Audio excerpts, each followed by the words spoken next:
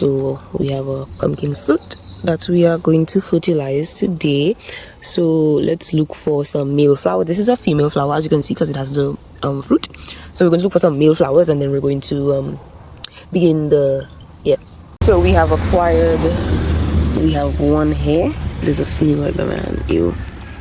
I'm just trying to get this out. So this is a male flower, as you can see, no fruit. Let's look for another one. So we have a pretty one. We'll just take that. So we have two. We're going to take out this part. This is going to be so hard to do one-handed.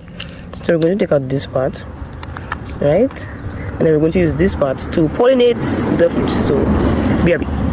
Okay, we have our juking sticks. Let me look for a better angle. We have our flower, we have our penetrators. So what we're gonna do, we're just gonna like quite literally just rub it, just rub it on there. Make sure all the pollen gets inside. No, just rub it on there. Sometimes people like to leave it inside, however I don't know. So yeah. Hey guys, I'm back. I went to get some rope. I didn't want to go upstairs, so I got this. This is like a Velcro thing that they put on specifically plants that vine, like this one. So cucumbers, cucamelons, they use it on tomatoes as well. They don't vine, but they use it on tomatoes to like secure the plants to something. I'm going to use this to close the plant, to close the flower, so that nothing else enters there and stops the process or whatever. So yeah, I just cut a piece and I'm just going to use it.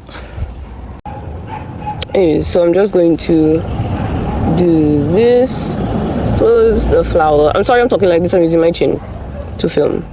Use this and then I'm gonna close the flower like that. See? So normally, I feel like y'all didn't see nothing.